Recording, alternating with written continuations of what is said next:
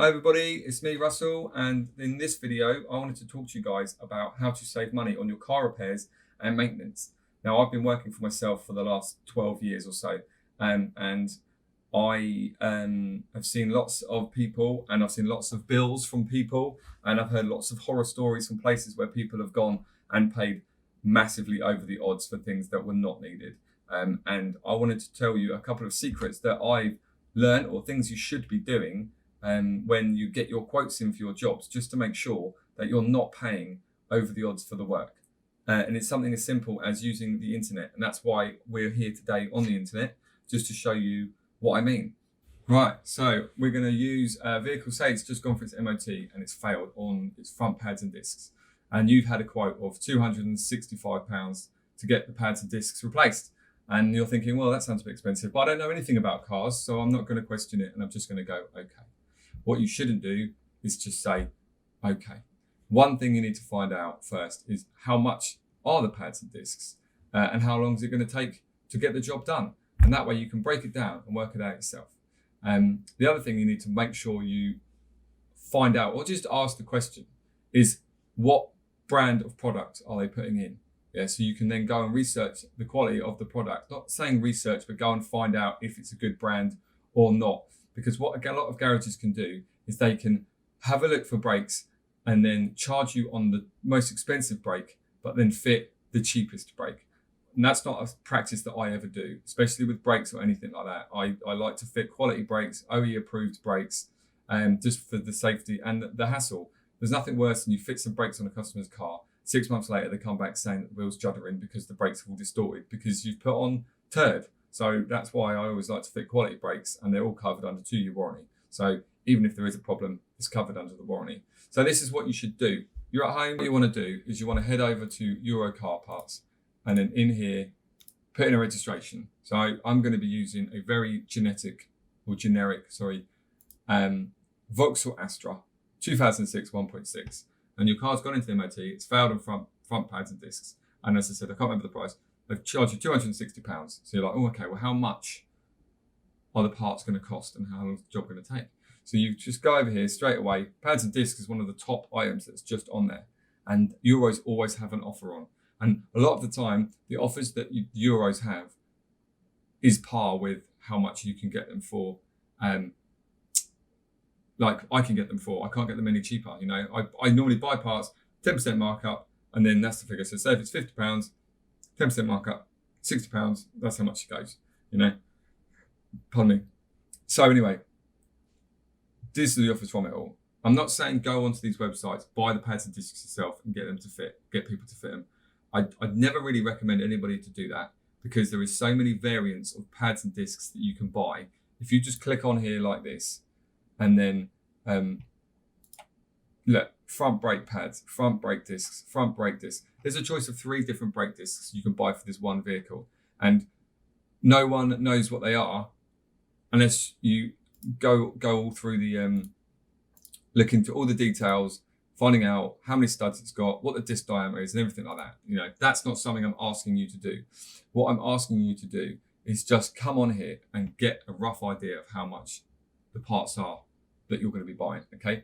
So we've got a choice of 1, 2, 3, 4, 5, even though they're the same, 5 different brands. So therefore, straight away, you can either ask, what brakes are you fitting? And they go, I'm fitting Brembos, I'm fitting Padgett. You're like, okay, they're about £45.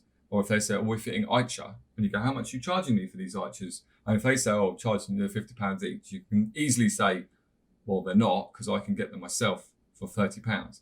You know, but they might be using other brands and things like that. So this is just the cheapest one is obviously the less good one. And then obviously the most expensive ones are the better quality parts. But this is just an example, okay? So let's go with this top one. Okay, we're going to get Padgett.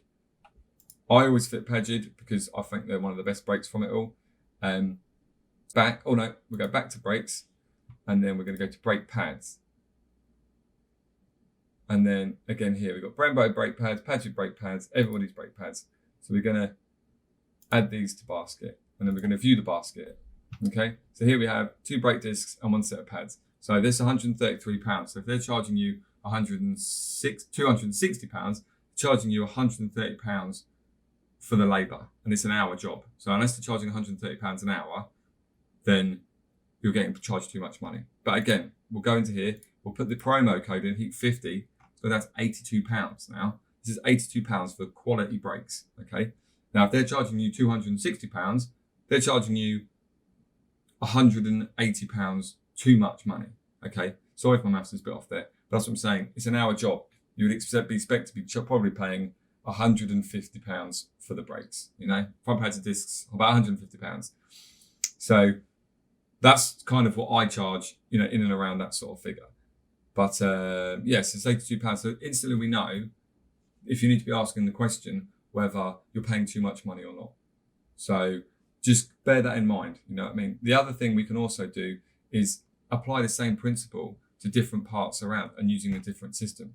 So say if we were to say, they would go, your EGR valve is blocked on your Vauxhall Astra, it's going to be 300 quid.